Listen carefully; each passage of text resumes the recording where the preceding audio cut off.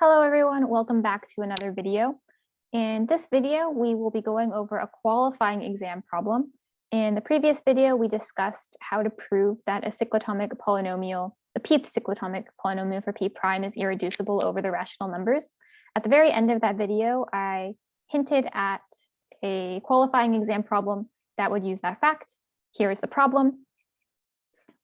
Before we kind of jump into it, I was hoping to make a series out of kind of solving old algebra qual problems. Back when I was studying for my quals, that's kind of how I prepare, just doing tons and tons of practice problems. So if it's helpful, I'd like to just make as many videos as possible with qual problems. All right, so let's kind of jump into the problem. This comes from UC Irvine's Spring 2019 qualifying exam in algebra, the 9th problem. And the question is, let V be a vector space over Q of dimension at most p minus 2, where p is prime. Let T be a linear operator on V such that the pth power of T is equal to I. Show that T must be I, or the identity matrix. So a couple of prerequisites for this video. As always, if you would like me to make a video about any of the prerequisites, just let me know in the comments. So first we need to know, well, what's the minimal polynomial of a square matrix? So I like to call minimal polynomials mu. So basically this is the monic polynomial of smallest degree such that mu evaluated at A gives 0. We also need to know that the minimal polynomial divides the characteristic polynomial. Even further, it's going to divide any polynomial such that you evaluate the polynomial at the matrix and you get 0. I have a red star here because I had forgotten to write something pretty important, but another prerequisite is that the minimal polynomial and the characteristic polynomial, these share all irreducible factors. So maybe I should even write that out here. So star, they share all irreducible factors.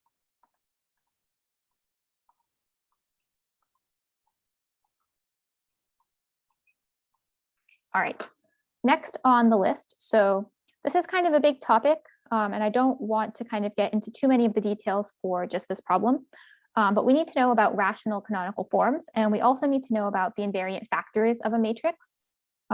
These multiply to the characteristic polynomial.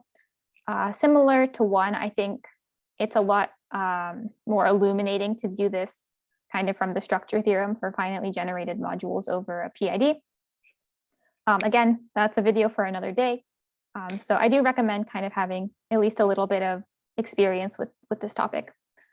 Lastly, we need to know that the polynomial x to the p minus 1 plus x to the p minus 2 plus ... plus 1 for p prime, of course, that this is irreducible over Q.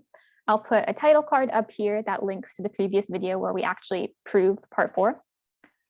So maybe pause and go take a look at that video first if you're not familiar with the proof.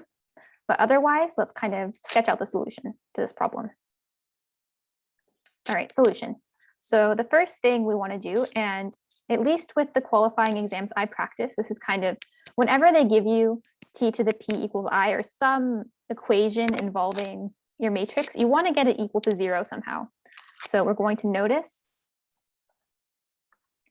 that t to the p equals 1 implies t to the p minus I is equal to 0. So this is good. Part 2, so kind of the prerequisite part that I kind of left out, we know that the minimal polynomial is going to divide kind of the polynomial that this equation represents. So maybe I'll write in particular. So t satisfies x to the p minus 1 equals 0. So I just translated this matrix equation to a polynomial equation. So we know that mu of x divides x to the p minus 1. Let's factor this a little bit. So I know x to the p minus 1, this is equal to x minus 1 times x to the p minus 1 plus x to the p minus 2 plus ... plus 1. All right, so we're kind of looking for candidates for our minimal polynomial right now. We know that the minimal polynomial has to divide x to the p minus 1. I kind of like to work from big to small. So let's first consider, well, what happens? So is it possible, or maybe I should put question mark, mu of x, could it be exactly x to the p minus 1? I'm going to claim that this is impossible. And the reason for this is, remember that the dimension of v is less than or equal to p minus 2. So if the minimal polynomial really did satisfy, or if it was equal to x to the p minus 1, we'd have at least a p by p matrix.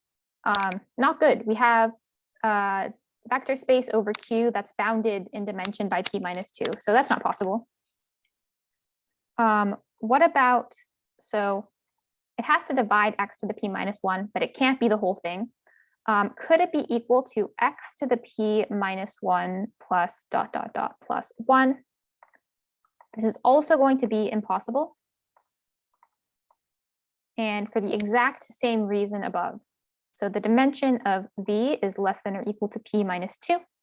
But in this case, we'd have a minimal polynomial of degree p minus 1, certainly larger than p minus 2. So we don't like that. We also know that this factor here, so this is 0.4, this is irreducible over Q. And this is where it's important that they specify it's a vector space over Q. If this were over C, we would be in trouble. This strategy wouldn't work. I'm not even sure if the problem would be true in that case. All right. So what this tells us is we can't break down this factor anymore. So we know mu has to divide x to the p minus 1. It can't divide this factor here, or it can't, be equal to it. That leaves us exactly one choice for what mu of x can be. So mu of x has to divide x minus 1. And of course, this gives us that mu of x has to be equal to x minus 1. So this is looking pretty good so far. Again, my strategy for these problems is usually go from minimal polynomial to characteristic polynomial. And once we have the characteristic polynomial, things start working out pretty nicely. So let's remember now that minimal and characteristic polynomials share all irreducible factors. Well, mu has just one irreducible factor. It's just x minus 1. So kind of prerequisite 2. Sorry, I wrote 3, but I meant to say 2. So 2 implies that the characteristic polynomial, I usually call it lambda, this is some power of mu, but that's just x minus 1 to the n. And once we have the characteristic polynomial, all we need to do now is write down kind of the invariant factor form for the matrix. So remember, when we're writing this out, the rightmost term is our minimal polynomial, that's x minus 1. And remember, if we go from left to right, all of the terms kind of have to divide going from left to right. So x minus 1 divides x minus 1. This really is the only invariant factor form, and kind of determined by this last term here, our mu of x. And now we can say, well, the rational canonical form. So this is going to be a matrix where along the diagonal, we put the companion matrices of the invariant factors. But each invariant factor is x minus 1. So this is just going to have companion matrix 1. So we have 1s going down the main diagonal, 0s everywhere else. It's our friend, the identity matrix. So remember, any matrix is similar to its rational canonical form. So this is 0.3. So 3 implies that T is similar to the identity matrix. And just to fully convince you, well, what this means is there exists a matrix B that's invertible such that T can be written as BI B inverse. And the identity commutes with all matrices. So this is the same as T equals B B inverse I. yielding t exactly equal to I. And that's all the problem wanted us to show. So we're done.